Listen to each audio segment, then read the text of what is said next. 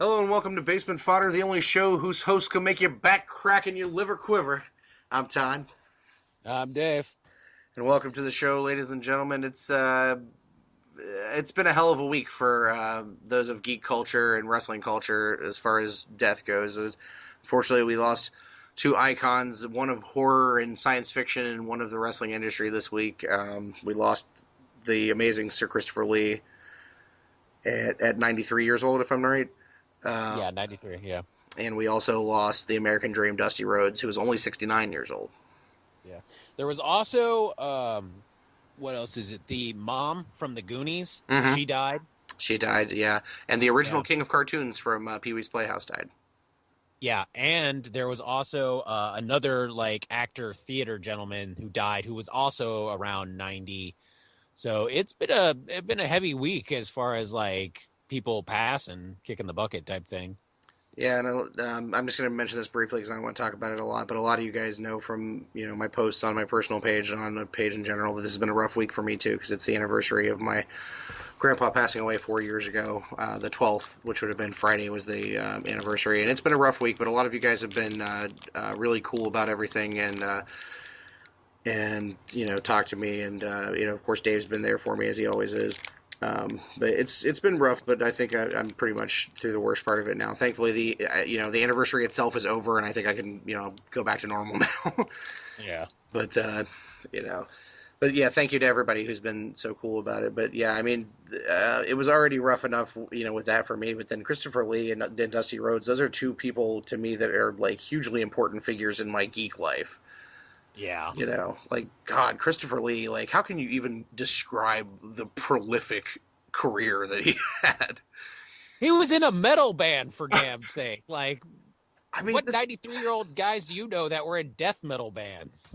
this is a guy who, like, he was fucking Dracula, he was Frankenstein, he was a Bond villain, he was fucking Yeah. Sauron, he was Yeah. fucking Dooku in Star Wars. He's Yeah. countless narrations and like in a fucking Norse metal band and shit. Yep. I mean, this guy was a Renaissance man, like unbelievably so, and a knight as well, right? Yep. Yeah, he Yeah, was I knighted. mean, my God, and like up and active at over 90 up until his Yeah. death. Yeah. That's pretty fucking impressive. Yeah. I mean, there is very few levels of geek culture that he did not have his mark in. Yeah. Yeah, he did science fiction. He's done horror, fantasy, pretty much everything that you can think of. He's dabbled in it. He's done something. Yeah, and he's even done comedy and things like that too, and just Yeah. just regular serious kind of heavy roles. I mean, as much as I severely dislike the Tim Burton Willy Wonka movie, he actually had a nice part in that too, Yeah. playing Willy Wonka's father, which was interesting. Yeah. And he's also like, I mean, just the level of intelligence that this guy was, and the kind of things that he was into that like tripped his trigger. I mean, who would think that a 90-something-year-old guy would be into heavy metal, but he really was. Oh God, yeah. He was like super into it. Like And it was playing just Dracula more times on film than any other actor. yeah. He And he really loved playing Dracula. yeah, and He was a also true having the opportunity to not only play Dracula but also play Frankenstein as well. yeah. And I mean, like he was the Boris Karloff of like 1960s and 70s British horror. Yeah. I mean, he was your like Boris Karloff, your Lon Chaney, your Bela Lugosi all rolled into one. I mean, he was the fucking utility for Hammer Yeah. horror. And then to like not just be pigeonholed into that, but then to like go on to be a Bond villain, and then have this like insane career surge in his 80s of Oh God, yeah. being in Lord of the Rings and all of that. Like, I mean, he really Star Wars. put his mark on a generation, on Yeah. many generations. Yeah. I mean, he put his mark on our parents' generations, and into some respects, like some of our grandparents' generations too. Yeah. I remember watching Hammer horror movies when I was like 5 years old, 6 years old with my grandpa. Yeah. I mean, he was an amazing guy, and of course, like you being a big Lord of the Rings fan, I'm sure that I know you were a big fan of his too. Oh God, yeah. His especially too seeing him in The Hobbit, like the duality of the characters and stuff, like, seeing him go from, super awesome, mentorish good guy to downright villainous, fuckhole. It was crazy. He's such a good actor with it. I mean, even Dooku, like from Star Wars, because I'm also a huge Star Wars fan, man. Like, you know, I would say like Dooku is not one of the most physically imposing Sith lords that you think of and stuff, but my God, he's diabolical. Like he was fucking. He has one of the best fight scenes ever, where he goes toe to toe with Yoda. Yes. Like, Oh my God, and that I'm fucking scene. yeah, and he has one of the coolest lightsabers ever. Like Yes. the like all style curved finesse lightsaber. I mean, he laid the smackdown on Vader and Obi-Wan. Like, I mean, At the same time. that's the thing. At the same time, yeah. Like, I'm a Darth Maul fan, and I mean, he was amazing, but good God, dude, Dooku fucking took him down, both Didn't of them. didn't Like, he take his hand? uh, yeah, I think he was the one that took Anakin's He hand. took Anakin's hand, and then Anakin killed him. Right? Yeah, Yeah, because he took his head off. yeah. Yeah. Like it was pretty crazy. I mean, like that. I'm not even a huge Star Wars fan, but like the fucking that Yoda Doku scene, like I could watch that over and over again. Like I know it's Oh, dude, CG to the fucking maximum, but it's still like watching Christopher Lee fucking lightsaber duel with a Muppet. Like it's beautiful. yeah. I remember like I left school early to go to a show with my friend Josh. Like we had seen all of them, and when that scene happened, I mean, everyone in the theater lost their fucking mind, dude. It was insane. Like it was just like seeing both him and Yoda go at it was ridiculous. And like that was the thing. Like, yeah, it was CG and stuff like that, but like he just the way he carried the scene and everything like that, it was really like you're like in your mind, you're like, I know it's CG, I know it wasn't really him, but goddamn, he makes you feel like, yeah, that was him. That was he did that. He did that shit, you Or know? that amazing story about Lord of the Rings, where like he's talking about Peter Jackson's trying to direct him on being stabbed, and Yeah. it's like, yeah, I've been stabbed. That's not how it is. Yeah. I mean, like apparently he'd been stabbed when he was in the army years ago. Yeah. That, whew. He had fucking encountered somebody and actually got stabbed. Peter Jackson's like, well, this is the word. He's just like, no, no, no, no, no, little Hobbit boy, shush, shush. That's not how you actually get stabbed. That's not what it's like. Like, no, like there's real stabbings and then there's like theatrical stabbings. You are trying to get me to do a theatrical stabbing. That's fine. Just say you want a theatrical stabbing. Yeah, That's what that is. But to say like, oh, you're really getting stabbed. Shut up, fat boy. The only thing you've ever been stabbed with is a Twinkie. Like, you don't know what it's like. Shit. I mean, to have been in the military, to fucking be a classically trained Shakespearean actor, to have done Shakespeare, on stage. I mean, Yeah. just there's nothing this guy couldn't do. Oh, yeah. And I mean, like even at 93, people were sort of like, "Wow, like, oh, it's too soon." It is. Like, he still was doing so Yeah, much. Like, that's the thing. It's like, man. we've had And a lot then, of I mean, unfortunate deaths this year with legends of science fiction. yeah. Had also had Leonard Nimoy a few months ago, which was a really rough one for me for sure. Yeah. And then recently, this past week, Nichelle Nichols, who was Uhura on Star Trek, went into the hospital. I believe she had a stroke. Yeah, she did. Which I mean, like it is rough for those who are original Trek fans because there's not a lot left. Yeah. I mean, But she's doing good. she's doing I better. saw the Yeah, updates. She's doing better. So, yeah. So still good on that one. yeah, Yeah. Christopher Lee will definitely be remembered, and he'll be sorely missed. Yeah. Good God. I mean, it sucks that he had to go, but I'm glad he was able to be alive around to do the Hobbits, Yes, to like, continue on and do that. because he knew Tolkien. Yeah. Like he was a friend, Yeah. and it meant a lot to him to be in these movies. Oh God, yeah. Like it meant a lot. Like I remember in the interviews when you look on the extended editions of the Lord of the Rings DVDs, I'm talking about it. Like it was like these This are was movies like, I had to be in. You know. yeah, like this was his bucket list shit. Like, Yeah. be in a Tolkien, Lord of the Rings. Fucking doesn't matter what character, just let me be in them. Like, for the love of God. I can't see anybody else playing that part at this point. It is. It's one of those, like, Yeah. could you have seen somebody else playing Gandalf? You're like, no. Well, Like, God, originally it was supposed to be Sean Connery. I could not for the life of I'm not me. joking, dude. They I know offered him the it's. part and everything. I know. I understand. It's just one of those things where it's like, it's also the same for me because, like, I know who was supposed to be Aragorn and not who. Stuart Townsend, yeah.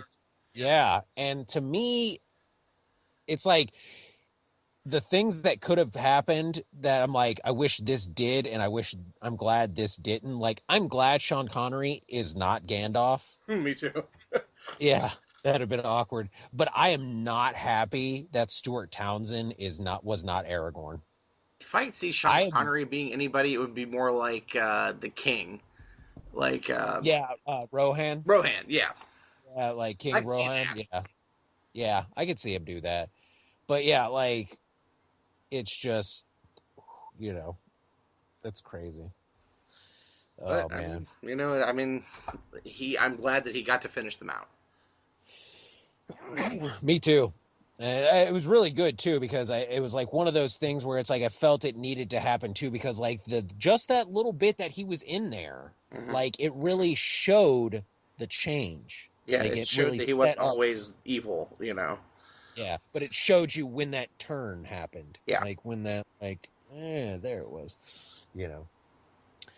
Uh so your boy Dusty, huh? Yeah, that was a rough one on me too. And it just came out of nowhere. He hadn't been sick or anything like that. I guess like he had just been at the NXT Performance Center the day before Yeah. doing like he did a weekly promo class, like teaching the guys how to cut promos and stuff.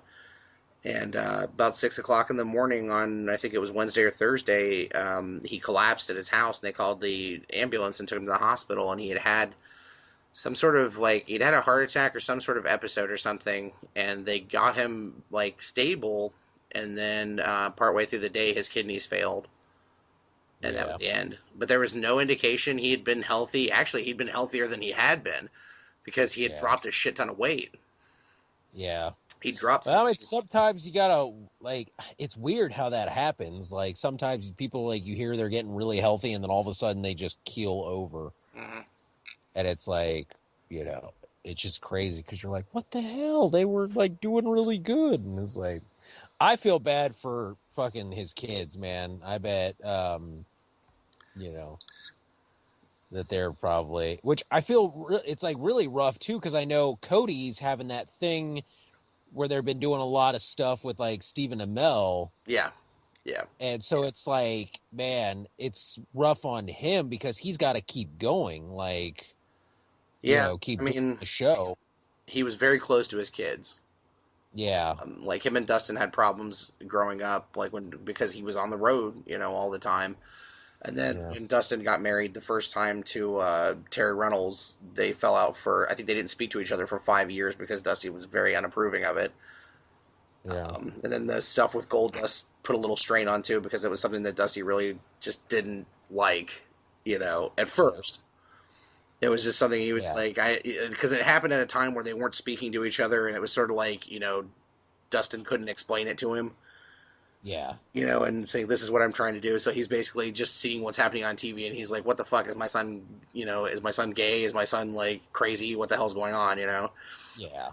But, Because it was very like cutting edge at that time. It was very like risque, very like years ahead of its time. I have to say yeah. that, like, People were very like, whoa, what is going on? Like I mean, like, yeah, you think about it. This is like pre Lady Gaga and all that bullshit. Like, this is like, 1995, 96. Shit like that just wasn't going on then.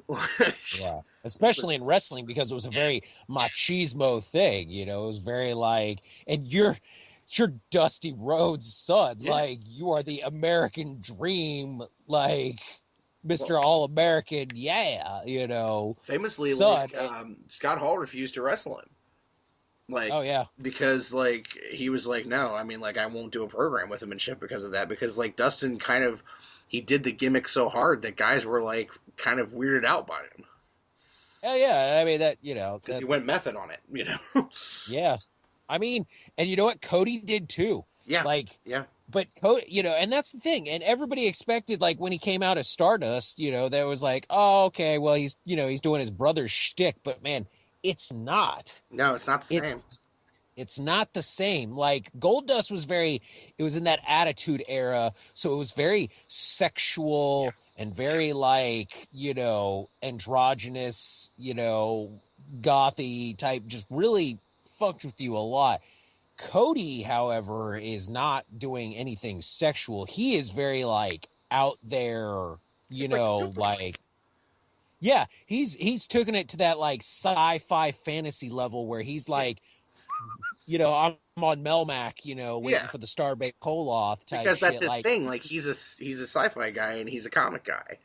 yeah, so he's like, he's taken what he's loved and kind of seen what his brother did, and it was like, I can do something similar, but I can still make it my own, and you know, has done that. I think And what it's like, I always found so amazing about Dusty, like especially like after I, you know, like after I grew up and I got into like the history of wrestling and stuff, is that if you look at Dusty and he's this like 300-pound guy, he's not attractive, you know, he's not a technician by any stretch of the imagination. He's a solid worker, but oh yeah, it was he became what he was because of what he said, because of his ability to play the people. oh Like god, dude, showmanship, like literally, his that motherfucker had charisma and yeah, showmanship it's just out the I mean, this wazoo. fucking like fat bleach blonde guy with a fucked up forehead from being bladed too many times, you know, with a speech impediment and a weird accent, like would go out there and people fucking worship this guy. I mean, he I was mean, on par level with like fucking Ric Flair and you know yeah, Hulk Hogan and shit. yeah. I mean, I mean, like physically, yeah, he might not have been like in that league. You know, like honestly though, like I think like some of the best stuff is like Rick versus Dusty. oh god, yes, Because like, man, those two could get you so jacked for a match. And it was such an interesting match because like neither of them were like physically ideally for this thing. no, Like even in his prime, Rick was still not a like guy that you were like, yeah, he'd kick the shit out of you. yeah, Like he he just had a different style, and it's like, man, those two guys could fucking get you so hyped for a match, and then like put on an amazing match. Like their matches, if if you took Hulkamania away from Hogan and put him in a match, you yeah, know, who gives just a shit? purely based off Yeah, what he could do yeah, and stuff, it wouldn't even come close to those matches. no, not even You know, remotely. like that was the thing, you know, like the Hulkamania gimmick is what got you excited and stuff like that. Like for me, the Ultimate Warrior gimmick is what, you know, got me excited and stuff like that. Like they were powerful characters, but it was like, you know, these guys could sell the match inside and out, Yeah, these you guys, know. like the thing about Dusty and the thing about Flair too, is that like they, I mean, they had just this innate ability to put an ass in the seat because they Yeah. could fucking talk you into whatever the hell they were doing. Like Dusty was the reason that like a guy that looked like Dusty got over the way he did is because that's what your average wrestling fan looked like. Like, Yeah, it was the Joe Schmo. It yeah, was the like, it's like the Samoa Joe. yeah, It was like the guy that you're like, this motherfucker is doing this shit, and it's like you're at home looking like, you know, eating a fucking, you know, Ted strip of fucking KFC, going, I look in the mirror and that's who I see is yeah. Dusty Rhodes, and he's going toe to toe for the title against motherfuckers like, you know, shake, rattling, and rolling, woo, and hitting motherfuckers with some shit, and you're like, God damn, that's my hero, that's my man. I mean, it's like he goes out there and he's like, I'm the son of a plumber, and he was. And he's like, you know, I'm a common man, and he was, you know. And it's Yeah, like, I was born with nothing, and yeah, he was. Like, you yeah, know, and then like, he would, I mean, he was, as a booker, was brilliant. Like, he came Oh up with some God, of the yeah. most amazing, like, so angles that they still use today. Like, there's finishes there's a finish they call the Dusty finish. They actually just used it at the fucking the last WWE pay per view or whatever they call them now. When it was the fucking Seth Rollins and Dean Ambrose for the title match, and the referee got knocked out, and another referee came down and counted the pin, and fucking Ambrose supposedly won the belt, but then the other referee wakes up and says no, it was a disqualification because he got me, he knocked me out. That's the Dusty finish. Dusty fucking came up with that finish 25 years ago. Because it's like that's a beautiful gimmick too, because you get the fans get what they want. They get that like, oh yeah, he won, he got it, whether it's the good guy or the bad guy, and then it gets swiped right at the end where Mm-hmm. it's like, we gave you what you wanted, but then we took it away real quick, like. So it was just like, so we that famous finish where they do the loser leaves town match, and then like a couple weeks later the guy comes back under a mask. That was Dusty too. yeah. That was the Midnight Rider, and the fucking Yeah. Dusty and Terry Funk, like loser leaves town matches and shit in Texas, and fucking Dusty coming back, a month later as the Midnight Rider with a mask and a cowboy hat. Like, who the fuck don't know that's Dusty Rhodes? Like, Yeah. Who's that big fat white guy with a mask? I don't know. it's like on SmackDown in like 2003 when Hogan came out with a fucking like Captain America outfit on and shit. We're like, all right, who the fuck don't know that's Hulk Hogan? Like, everybody knows that strut. Nobody else looks like that. Yeah. Nobody walks like that. Like, Jesus. But I mean, It's like, why is that Captain America putting his hand up to his ear, like swinging the hand? Dude, brother, and all that shit. Like, Yeah. and then Dusty also, like, he had that voice that is like unmistakable, and like every wrestling fan can do their Dusty Rhodes fucking imitation. He had his little things that he would say, like, he'd call everybody baby or daddy, and like, or it's wheel, or He had whereas Flair kind of had that like southern like sass about him, like Dusty had that southern funk. Yeah, he's like, a weird sort of combination because he kind of he was this big fat white dude that kind of talked like a soul brother, Yeah.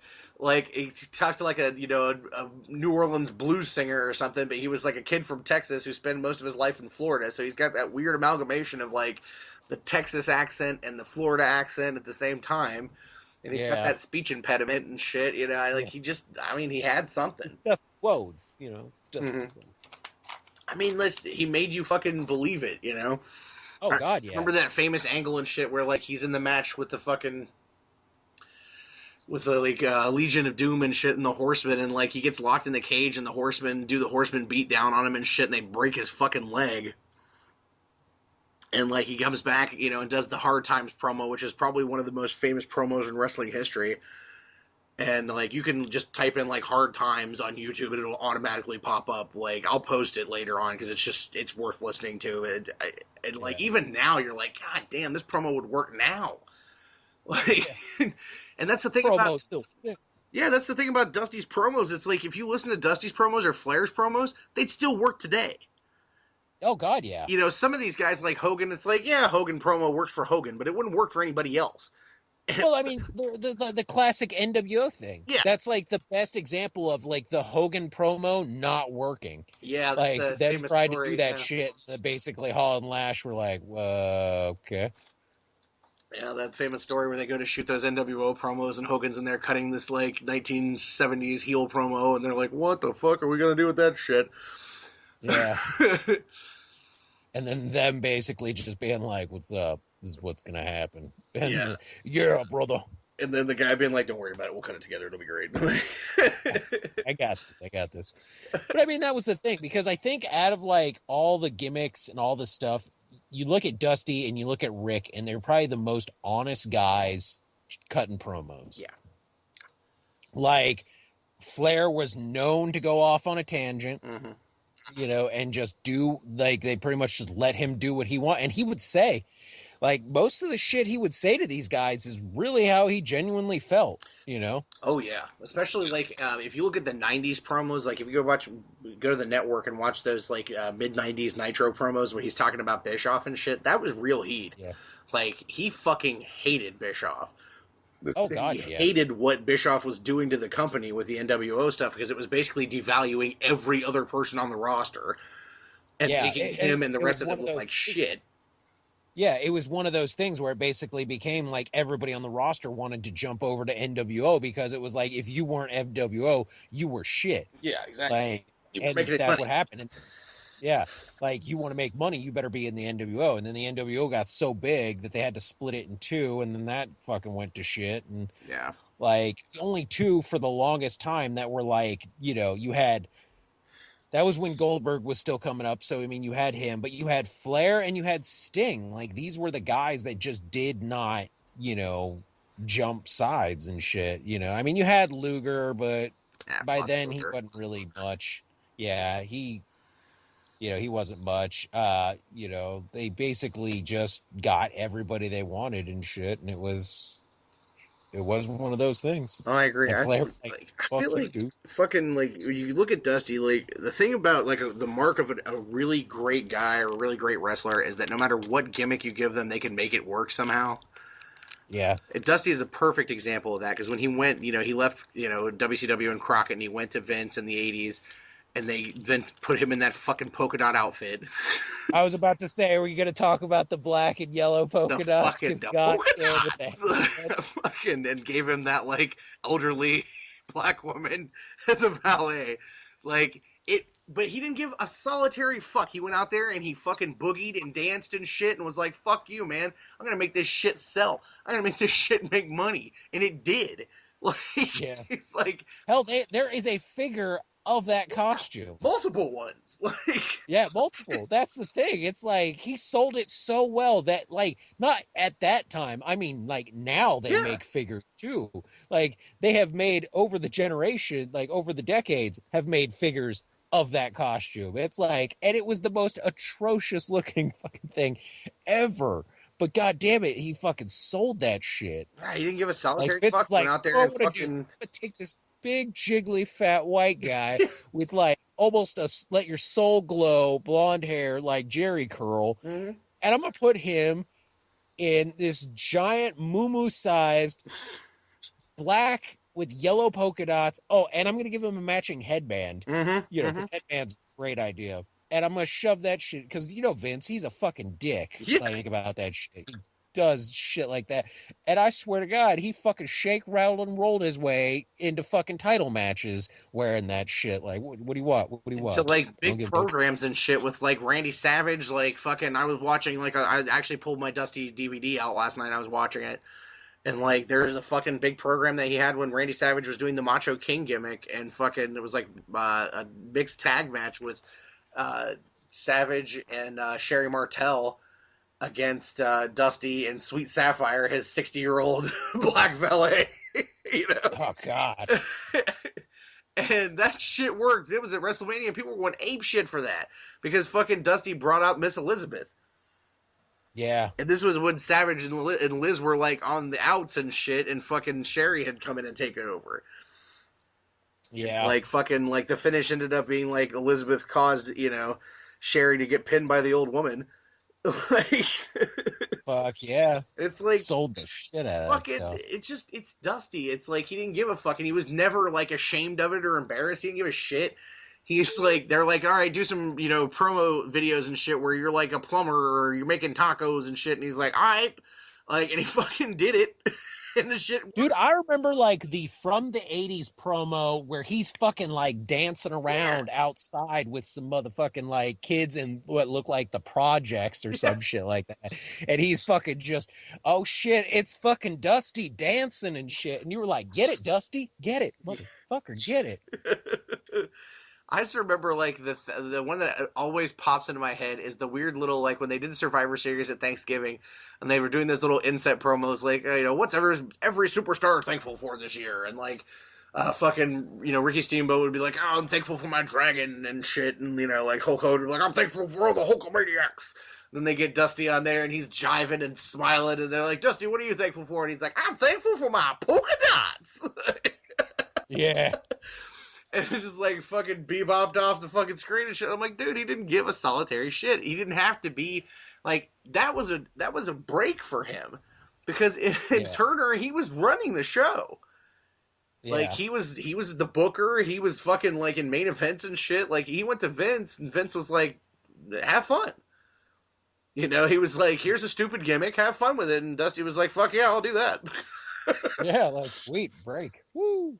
I will always put Dusty is in like the category, like I think there's like a few guys, I would probably say less than 10, but like it's Flair, it's Dusty, it's fucking god damn it. Piper.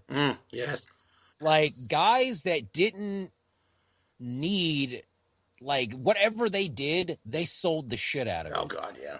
Like it was, and they were real. Like Piper would go the fuck off on you, say whatever the fuck you wanted, did not care. Rick would do the same thing. Dusty would do the same thing. They just spoke real. Like that was the thing for me.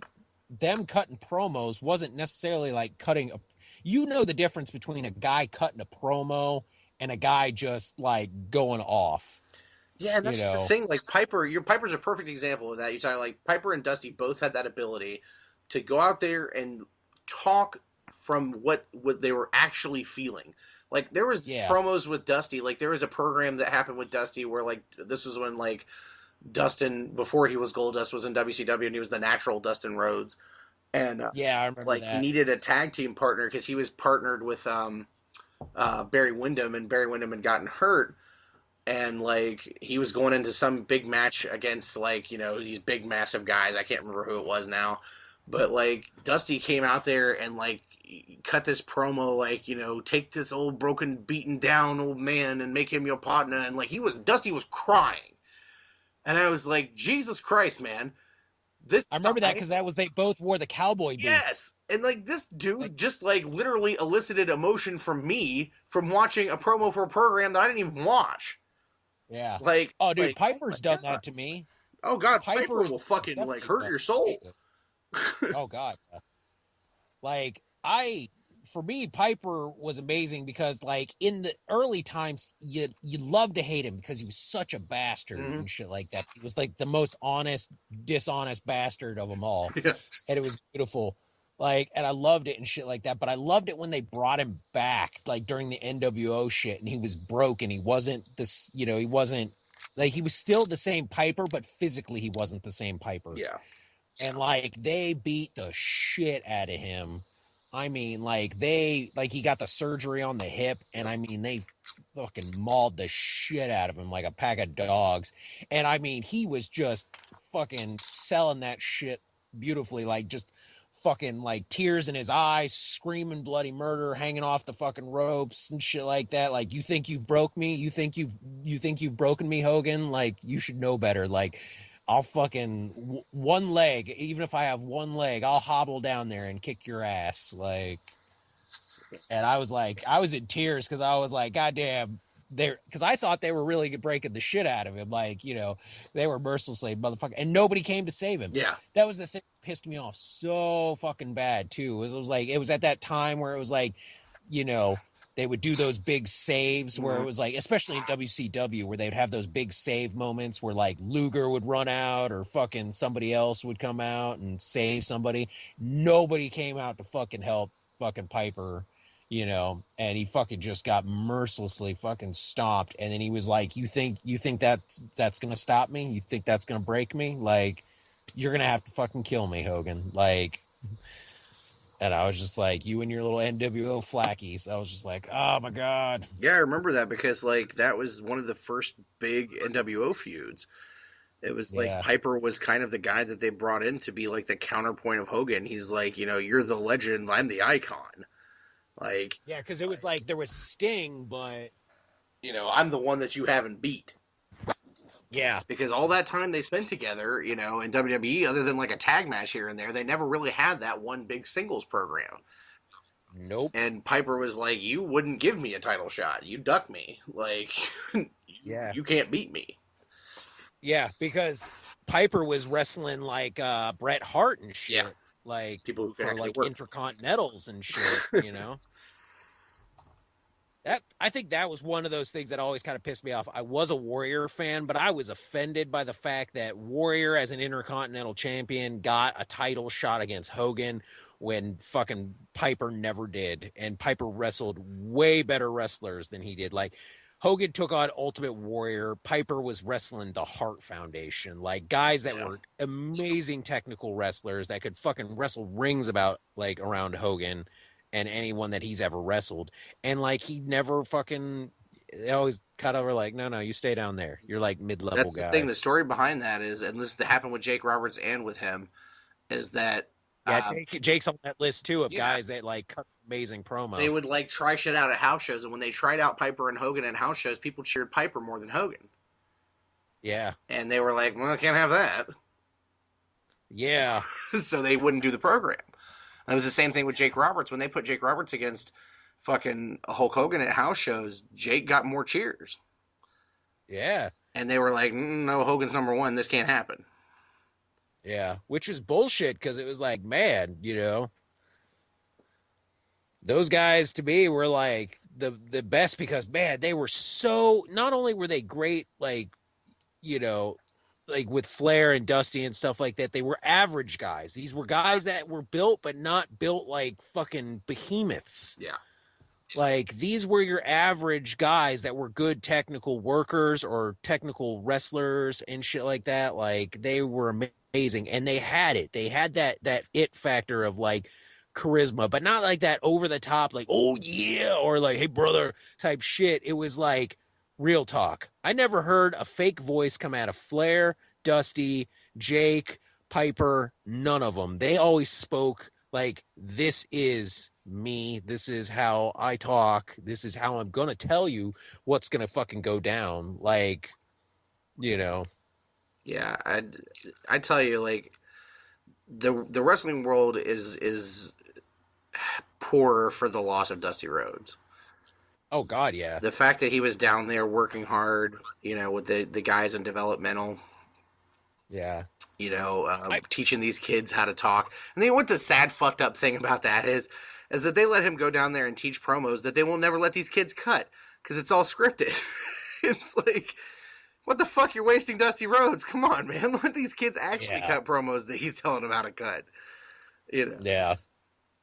Well, I mean that's the thing too. Like you got to look at it like if you look at the shows and stuff like that, you can see for being developmental, NXT is still leaps and bounds so much like better quality wise than what is on SmackDown or Raw and stuff like that. Like you get that same regurgitated shit and it's like they're doing new things but they're doing new things with classic stuff that works. Yeah. Like you get new guys doing new things, but you get guys like Dusty Rhodes and some of the other like older guys that, that did amazing things and you get them fusing those two styles together and they're doing amazing shit. And it's like, it sucks that those guys now aren't going to have the benefit of that. But I mean, you know what? Thankfully, they got what they got. Yeah, that's true. Yeah. I mean, it's an invaluable experience. Actually, I was listening to Figure Four daily, and they had Rob Naylor on there, who used to be Dusty's. He's basically Dusty's assistant when he worked in NXT, and for like 2 years before it was even NXT. Back when it was just Florida Championship Wrestling, he was, Dusty was his mentor, and he told all these stories. And it's actually a really great show to listen to if you want to hear about Dusty. But it's just amazing how much like he really cared about the future of the business, and he cared about the business in general. Yeah. So I mean, yeah, it's unfortunate. There'll never be another. I mean, and what the sad thing is to me, like, what this brings up is the fact that Flair has got to be next. Yeah. Flair or Piper. Flair is one that I don't know. Like, that's going to be a rough one. It's like when it's Flair, when it's Hogan, when it's any of that stuff. It's like those guys. See, I think for me, it's like seeing Flair and Piper go will kind of break me. Hogan, not so much, because he's not become smart about it. That's the problem. Is like now he's just flaunting it. Like it's like one of those things where it's like, dude, you've been told many times you need to stop doing this shit, and it's like, you know what? To Hogan, to me, looks like Mickey Rourke's character from The Wrestler, like I'm just trying to kill myself now, And I'm like, yeah, I kind of, your wife left you, your son's in jail, and your daughter is, I think, mildly retarded. Mildly, You know, yes. I heard it like they showed a clip of why with during their childhood that she hated the Undertaker so much. Why? Because somehow either somebody told her this or this is like in that childhood mind you take names and you switch them Yeah. to things. Instead of being the Undertaker, she thought he was the underwear taker. And she hated him because she thought he was gonna come like steal her fucking like I don't know My Little Pony panties or some shit like that. It was fucking weird. Like she hated fucking the Undertaker for like the most retarded, like dumbest reasons ever. It was like it was just bad. I thought But that's she in did my tell a funny gimmick. story. That's in my Yeah, wrestling gimmick from now on. I'm not gonna I be, am the underwear yeah, taker. I'm not gonna be like the malevolent mastodon anymore. I'm gonna be the underwear taker. I'm gonna bust up into fucking. I'm only gonna wrestle chicks. I'm gonna be like Dean Malenko or In something. lingerie. Yeah, fucking. It's gonna be all like bra and panties matches. I'm gonna fucking steal panties. Nightgown matches. There you go. Yeah. Oh my Yeah, that was shit. She was at like the other guys used to come over to her house and hang out and stuff. She used to play dolls with like Macho Man and like used to brush his hair god. Oh no like shit. when she was a kid. Yeah, she liked to try and brush his like curly hair out, his frizzy. She's like, yeah, I used to brush his frizzy hair and stuff. And I was like, I can imagine that. Yeah, because that for that period when they were friends. Yeah. Yeah. I mean, there's so many guys that we've lost, in the last few years. I mean, we lost him. We lost Dusty. We've lost Macho Man Randy Savage. We lost the Warrior. There's so many of these guys that from our childhood that are Yeah. gone. And, I mean, like, when it goes with wrestling, the sad thing to say is, like, a lot of these guys made it longer than they probably should have Yeah. because of, how things go. I mean, Yeah, that's true. man. But I don't know. My heart goes out to Dustin, and my heart goes out to Cody. I know that both of these guys worship their father. And, Oh yeah, God, yeah. there he couldn't have produced two more talented sons. Oh God, yeah. Dustin is one of my all-time favorite in-ring performers. The guy is a psychology genius. He's one of the best workers of he's probably top three workers of his generation. Like Him and William Regal. yeah, as far as And just an in-ring competitor, like he is a technician, like amazing. Like he can work a match that you will want to watch. oh God, he could sell anyone. I have very rarely ever seen him in a match where he couldn't put somebody over and make you think that they were doing things that they weren't. Yeah. Like He's that he, old. You can wrestle a broomstick and make it look good. Like he's got that ability. yeah, And then Cody yeah. is full of potential and talent, and like obviously he's got acting ability. He's got all that stuff. He's got charisma. He's good looking. All that shit. I would say Cody's like poised to be like the Randy Orton, Yes. Yes. like very just up there because like I think he had a rough start because they were doing that whole like him and DiBiase Mm-hmm. and and I'm like, God, you lumped him with that shithead. And Like, DiBiase had the charisma of a dead ferret. yeah. And so like Cody's having to sell it for both of Yeah. them and shit. And, God, that was bad. But, and then they gave him some weird gimmicks with like the face mask and like some other shit and like oh God, the mustache. Oh God, the mustache, the gooch stash. The gooch stash. God, that was horrible. But God damn it, he sold He them. sold every He damn one of sold them. them. Like the He sold every one of them. fucking smoke and mirrors, the I'm so pretty or whatever. He sold the shit out of that. He sells Yeah. the fucking Stardust. Like he is his guy. He's a consummate Oh wrestler. God, yeah. Yeah. It's amazing too. They were talking about some of this stuff. Like I didn't know this, but apparently Dusty like is the one who created the Bray Wyatt character and the Wyatt family. Like that was all him. Like Yeah. all that, and that's all very recent stuff. Like that's stuff that's happened, happened in down there in NXT and shit. Like he came up with that. He's come up with a lot of the more recent characters, and of course Bray Wyatt is IRS's son, Yeah. who's his real name. I shit you not, actually is Wyndham Rotundo. Wyndham Rotundo. Yeah, he's named after Barry Windham. Yeah. Nice. And it's so funny too because it's like, good God, man! Like sometimes you can see where it's like certain generations get it, and certain like DiBiase's kid didn't get it, Flair's kid didn't get it, his daughter Oh did yeah, get yeah. it, but like, and then you look at like IRS's kids, like Wyatt got it, but Bo did not. No, no. Like Bo tries, like Bo has got the want to do it. It's just I feel like it's a combination of he's just not there and they just don't they don't do anything with him. Like they don't, you know. I don't know. It's kind of the like the Damian Sandow thing too. Yeah, I can't even get into that shit. That just pisses me the fuck off. Yeah.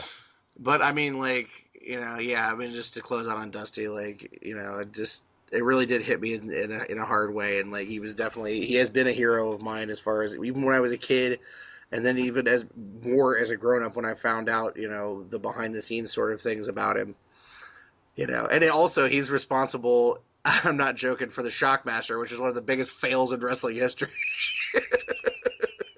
That is true. That is true. And if you look up, there's a YouTube video of it. It's from like the old WWE Classics on Demand thing where he talks about like in depth about the day that it happened and like the whole story. And it's Wasn't that it came out? No, no, no. That was the one where it came out of the egg. no, that was the gobbledygooker. Oh, that was the The gobbledygooker. Okay. Shockmaster The was when he comes through Shockmaster. the wall and trips and the helmet Yeah. falls off.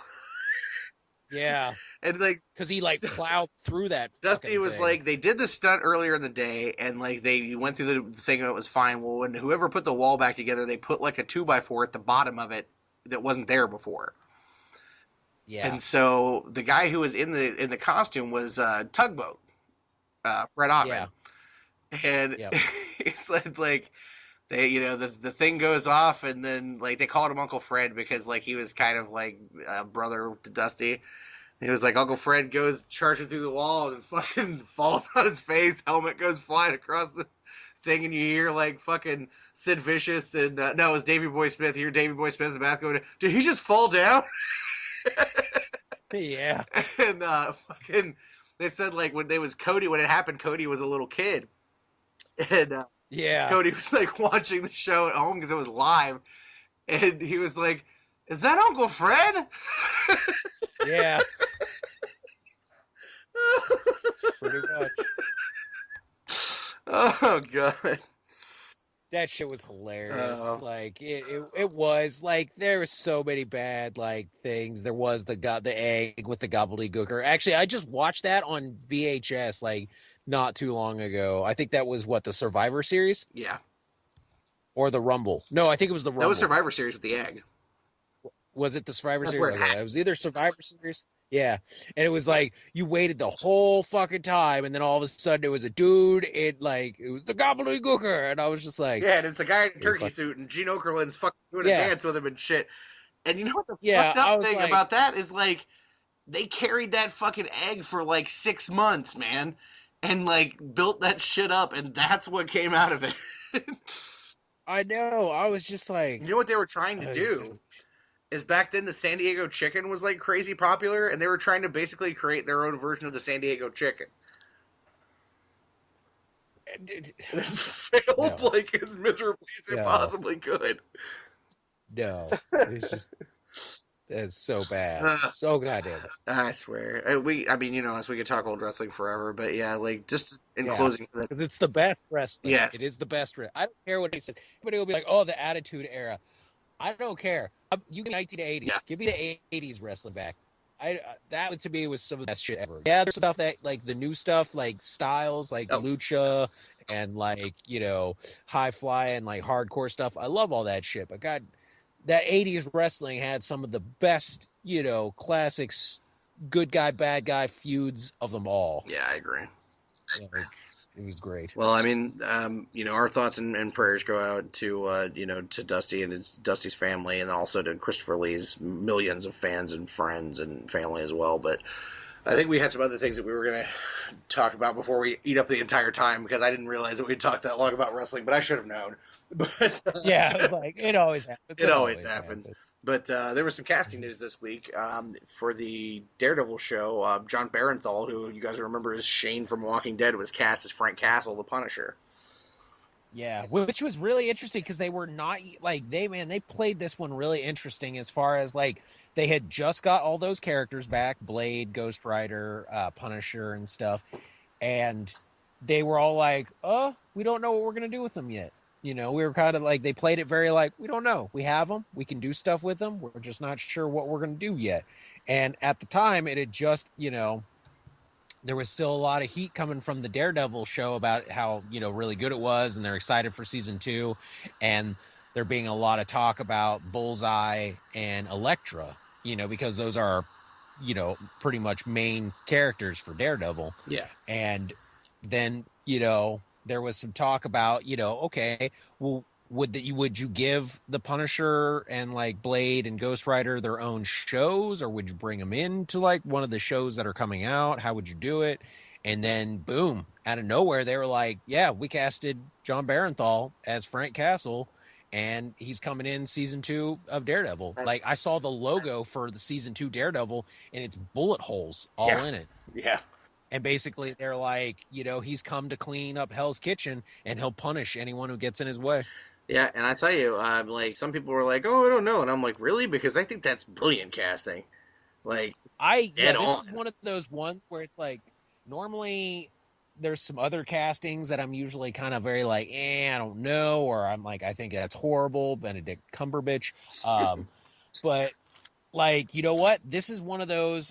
I have to say it, man. This is spot on, perfect casting, because it's like if you watch Shane, that right there is just precursor to Frank Castle. Oh yeah, like especially season 2. Oh God, yeah. Yeah, I was very excited when I saw that. I mean, Frank Castle Punisher is not really a character that I give all that much of a shit about, but seeing someone that I think is that perfect casting, it actually kind of makes me more interested. And two, because it's like the way they're playing him is they're not playing him as the hero. They're playing him very like when you first saw him in like the Spider-Man comics, when he was like pretty much a bad guy, good guy, the anti-hero, but like way more dark, like asshole bad guy. And it's like if that's how they're playing him and stuff, that's gonna be amazing, because just the way that John Barenthal can play that type of character, and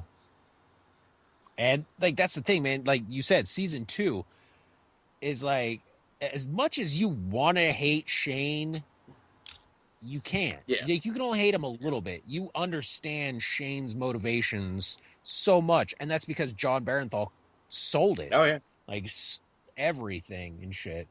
And honestly, like I'll look back at it, and because like I stopped watching Walking Dead, I got over it.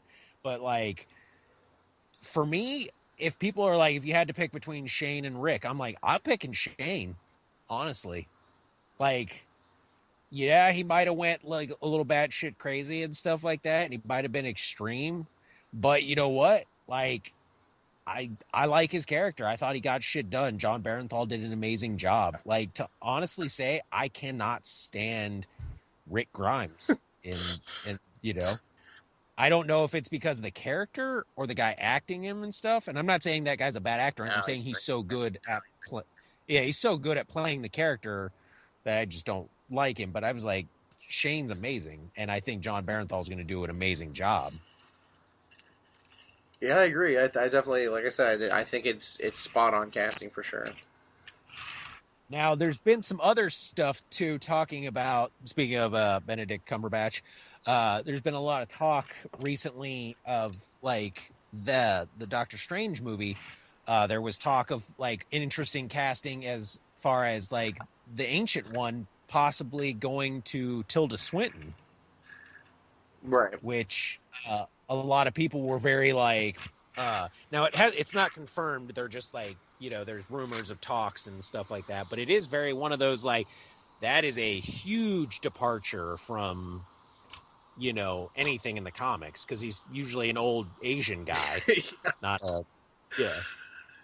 Which to me, honestly, I I think that would be good casting too, because to me, I think Tilda Swinton can pretty much, you know, act whatever you give her. Yeah, I think You she's a know, very chameleonic actor. Like she can adapt herself to basically anything.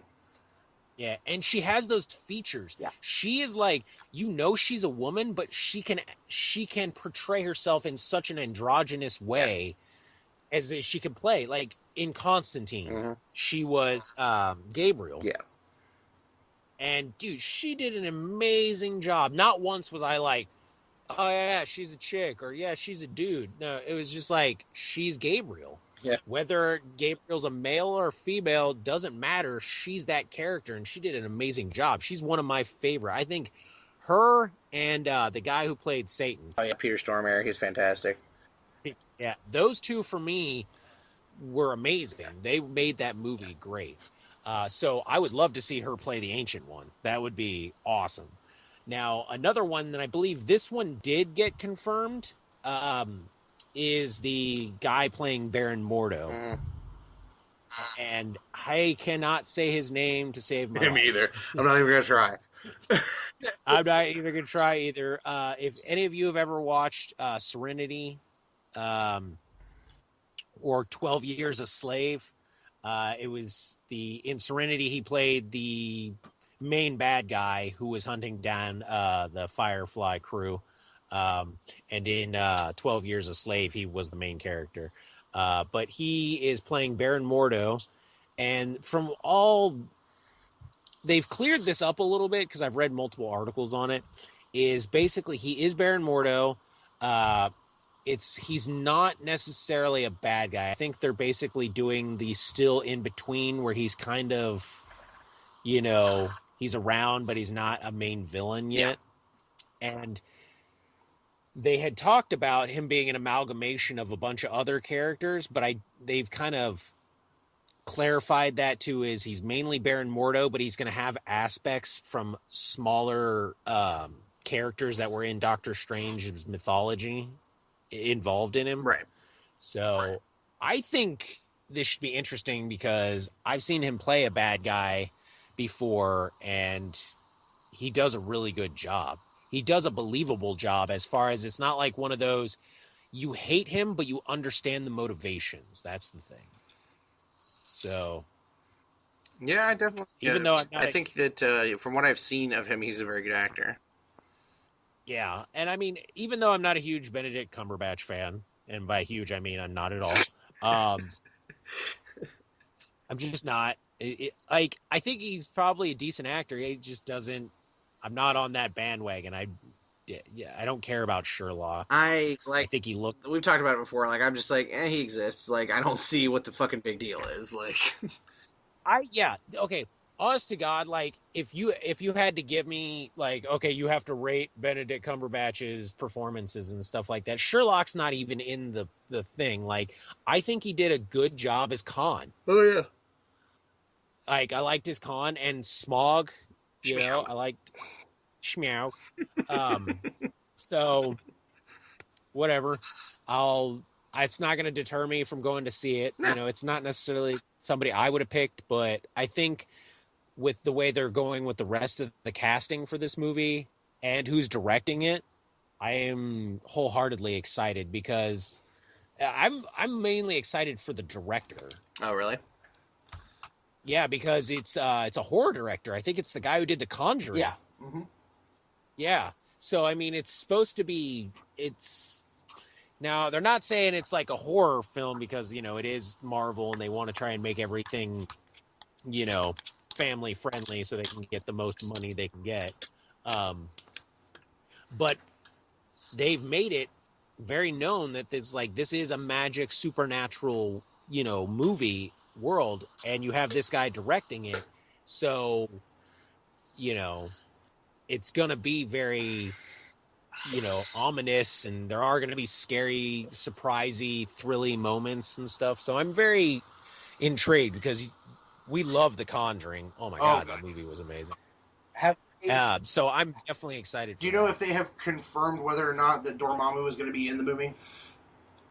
They have not mentioned anything about Dormammu. However, there are rumors possibly They might be introducing death. Interesting. It makes sense though, because if you put death, which he Strange has had many dealings with death, but how do you connect Strange to the rest of the Marvel universe, especially going into the Infinity War stuff? Thanos. You bring Thanos, you bring in death, you bring in Thanos's main love Yeah. interest, his motivation for doing everything, Or doing. and that's where you connect it all. Yeah, it's actually kind So, of brilliant. yeah, and I think that would be an amazing thing. And again, with the director, him being able to give you death, but in a way that you understand things, like again, motivation, all that stuff is a very exciting thought. I definitely agree with that. Yeah. So as far as those casting news for Marvel, I'm really excited. Now, DC's got some interesting casting news Yeah. on the TV front. Very excited about Mainly this. mainly Flash, Yeah. the Flash show. Flash has been casting or looking to cast two different parts. One is I'm just going to call it, I'm basically going to call it like it is. It's a carbon copy of Felicity Yeah. from Arrow. They even basically say that's what it is. I think her character name might be Wendy. She's basically going to be in character design very similar to the Felicity character, as far as like smart, quirky, you know, pretty, that type of thing, but prettier in that like Felicity way, not the other way. Um, and I think she's supposed to be working in the Central City Police Department or something like that. And she's supposed to be a love interest for Barry, so that should be really interesting. That's not the. Uh, Let's talk about the other one. yes, I know the other one you want to talk about. Okay, so the other one is there is a call out for a character who is supposed to be a gentleman in his late 30s, early 40s, a very square jawed, all American y type guy. I can't remember what the character's name is called, which it is a name that I don't think has been No, it's used, like or if John. it has, It's been, essentially it's like fucking John Smith. Like, yeah. But everyone seems to be freaking out because based off what happened in the season finale and this casting call, they believe they are casting Jay Garrick. oh god, the nerd Which I know erection. my co-host right now is literally like fully erect, Yes, jizzing in hands. the nerd erection I would get from seeing them have Jay Garrick on the Flash show. I seriously like it'd be like Hulk smash through my pants. It'd be like. I Now I'm not normally a golden age type of hero guy. So you normally think I would be more excited for like a Wally West or an Impulse or something like that. But honestly, I agree. I To see a Jay Garrick character or a Max Mercury, Oh, either one of those. But I tend to lean more towards Jay Garrick because of the helmet. yes. Um, but to see that character would be interesting because, man, to read the comics and read who Jay Garrick is, as far as personality wise, it's very awesome because especially the job they've done with the male father figures on that show, Yes. um, you know, with like Ship and I can't remember the other actor's name. Right. Right.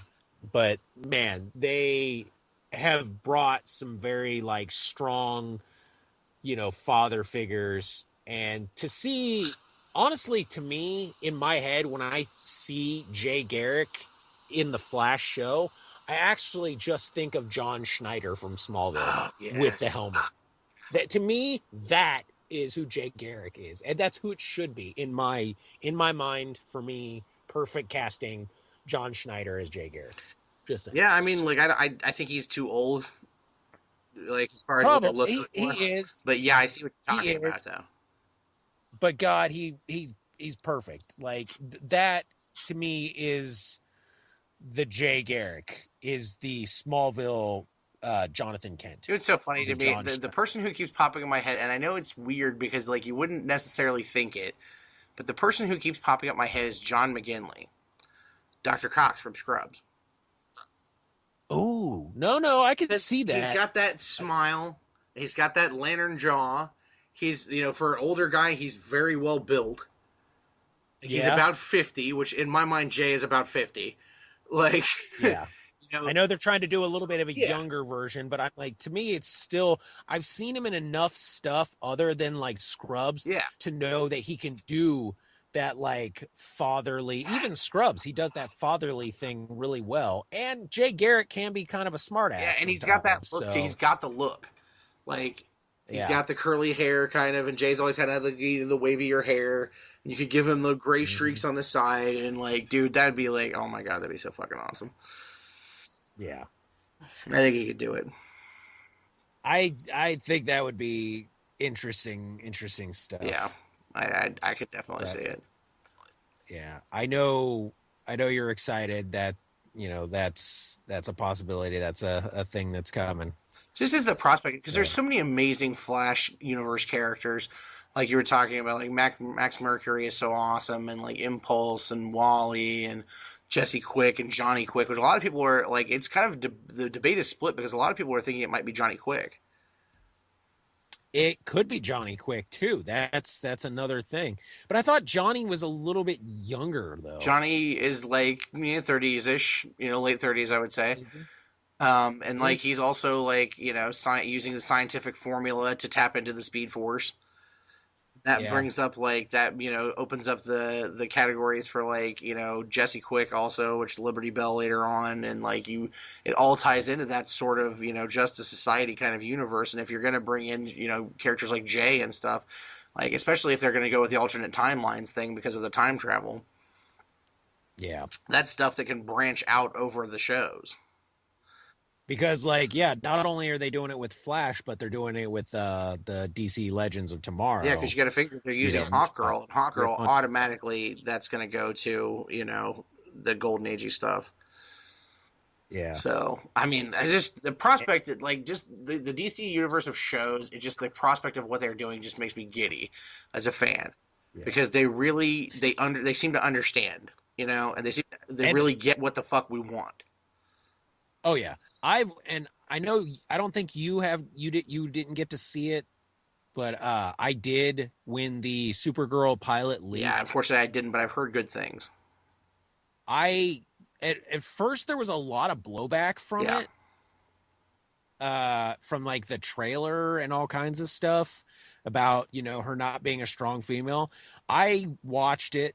I'm not gonna lie, I watched the illegal. I don't give a shit. I watched it because I wanted to see. I did the same thing when it happened with Flash, because it's like these are characters that have shaped my childhood since I started reading comics. So it's like, if you're gonna do a show about it, you're damn fucking skippy. I'm gonna see this the first chance I fucking get, because if you're doing it wrong, I want to yeah, know. I don't want to get my hopes up and sit for a year waiting for this show to come out and then have it turn to fucking yeah. shit.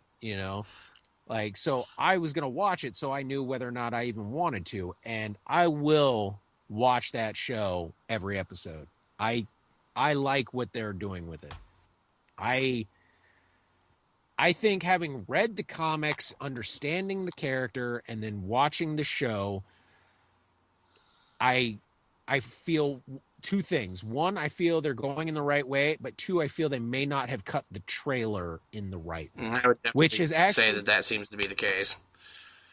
and I think that is something nowadays that is happening way too often, is like, whoever is your job as the guy cutting the trailer, you got to sell this show. You got to sell the beauty of the show, this movie, whatever it is. And it's like, man, whoever are doing these lately is either A, too much and they're spoiling the whole movie, or B, they're showing you all the wrong shit in all the wrong ways and making it not even what it's supposed to Yeah, be. absolutely. Because everything I've heard that from people that have seen the Supergirl show, loved it, thought it was amazing, thought like the same thing, that the trailer did not do it justice. Yeah.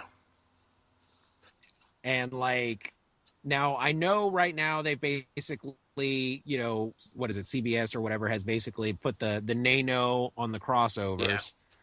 Um, but seeing as it's the same guy that's producing that show, that's also producing Flash, Arrow, Legends of Tomorrow, I've heard there's a little bit of wiggle room.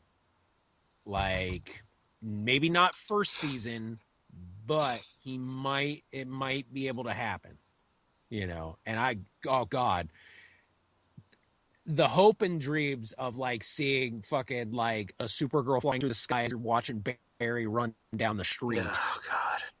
would be Oh insane. God. Yeah. And that to me is like who would make the best crossover? It would be Mm-hmm. Flash. I love my Green Arrow, but who Green Arrow is as opposed to who Supergirl is, I don't feel that mixes, Yeah. you know, for show. You know, I feel Barry would be the better choice for the crossover. Um, Yeah, I would definitely agree. you know, especially having powers. Now, I think we talked about this last time, though. The sad news that you know, Konstantin is Kaputski. Yep, Deader Than Dead. They were they pictures got tweeted out by Matt Ryan, I think is his name, right? Yeah, Of them tearing down the mill. yeah, So yeah, it's unfortunate. Like I mean, but yeah, like I said my piece on it the last time. It sucks, but like it's not surprising because you know it was a shitty network in the first place and all that shit. true. But but here's the thing. The thing that's interesting is Matt. I believe is always still willing to play that Mm-hmm. character, and if it's possible, he would go on one of the CW shows as a guest I'm star. sure. Yeah. Yeah, like, and I'm pretty sure Amel is still rolling hard for Yeah. that. Like, because I'll give Steven credit on that. He is very boisterous about his opinions. He was not very excited about choices when they picked Flash because to him, Grant Gustin is the Yeah. Flash. He's like, you know, bam, he's the, you know, I don't believe there should be a separation between the universes of the TV show and the Yeah. Me movies. either. Grant is the Flash, you know, whatever. They're going to do what they're going to do. That's fine. But, and he was like, you know, that, yeah, they canceled it. He's like, but that frees him up to do a guest star on Arrow. And I'm like, you know what? Arrow would actually work for the tone that they had Constantine at. It actually fits right at the Arrow Mm-hmm. level because it was like Constantine wasn't as dark as the comic, but it was darker than the Flash and the Supergirl. It was like right around that same Arrow level, like darkness. So you know, because and then there was Supernatural, you know, like those levels of darkness. So it was like I could see, you know, a Constantine showing up, you know, in Starling City. That would be interesting. I can agree with that. I think though that it would work better in the Arrow. Like, I mean, I think you could bring him into Flash, but I think it would work better if it was like a three-way crossover sort of a thing. Yeah, like if they met Yeah. in Central, like Barry was coming to help Ollie, but then there was also Constantine. Like it works in grounded in that world, that cinematography, that tone of the show that they have, like everything, it fits better in that one. Yeah, definitely. Now we are getting to a little past the hour mark, but there's one thing that we didn't actually talk about this beforehand, but it's something that I've seen you post a few things about this week, and I wanted to give you a second to say your piece about it. But there has been this story about the dog who was the mouth was duct taped. Oh, that And motherfucker. that has Yes. really like every time I see that picture, it just like it cooks my fucking like it just boils my blood and shit. But I know you being a huge, huge animal lover definitely have some ranting to do about that. So the floor is yours, sir. Yeah. Okay. So, like, I know most people know about it. Guy end up taping dog's mouth like with electrical tape, and I mean not like just putting a little thing around it. Like, I mean cranked on that tape to the point that the dog needed like multiple surgeries, almost lost her tongue, mouth, things cutting circulation off. Like, she has damage all done. There's all kinds of stuff on Facebook dealing with it. He got caught. Like, needless to say, they were able to catch him. And now, with the laws being more severe, hopefully, they're still sticking with the, animal abuse is a felony now. Hopefully, this motherfucker goes up shit creek, because, I mean, he did some heinous shit. Like, I don't care whether this animal lives or dies, just, did some very messed up shit. And yeah, it's one of those things that always just kind of trips my my buttons, where it's like, if you hurt kids, you hurt women, you hurt animals, more so kids and animals, but women too. That shit just immediately sets me off. That's like, if you want to see how pissed I can get, just do that. Like, and when I saw that story, man, that shit, it enraged me and broke my heart at the same time, because it was like, that dog was beautiful. She's still so damn cute. And I saw that douchebag's mug shot, and I was just like, I just want to go to the courthouse and proceed to beat him with a 2x4 with nails. Yeah, I'd like to fucking throw some hot grease on his face. Yeah, just you know what? I literally want to go Misery style on him. I want to fucking I duct really tape do. his face shut. Yeah, just like start cranking around right where his head is, like start just that crank taping. And it was electrical tape, and that shit like stretches. So it stretches enough that it really starts to torque wrap Didn't too. And it the was dog have like, to have man, surgery on its muzzle? yeah, it had to have surgery on its muzzle. I think maybe its tongue to kind of like repair damage, like circulation damage. Yeah, I mean, its face is actually physically deformed because of what the guy did. There's a special place in hell for you motherfuckers who do shit like that. You and Michael Vick. Like, every one of you motherfuckers that does this bad shit to dogs, animals, children, women, whatever. There's a special fucking place in hell, if you believe in hell, which I do, that for you motherfuckers. And, like, you'll be there with Hitler getting that pineapple shoved up your ass every fucking 15 minutes on the mark for the rest of fucking eternity. And I'll be happy to fucking see that happen, because I'll be in some other section of hell playing a first level D&D game forever.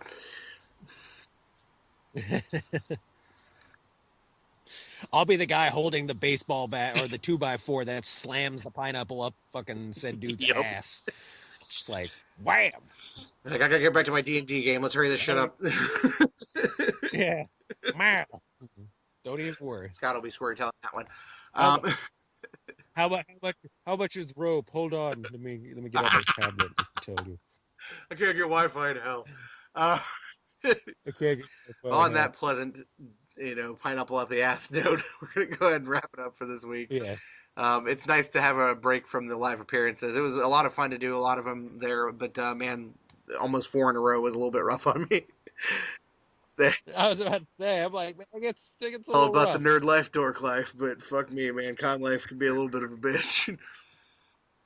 Con life's a bitch, but it's such a problem too, because like, one, you're trying to do the live show, which is rough, and then you get stuck at places where they're like, oh yeah, we don't have Wi-Fi, and then you're like, I have to give credit to the Midwest Toy Fest and Mike Trent. Like, they had Wi-Fi and it was strong.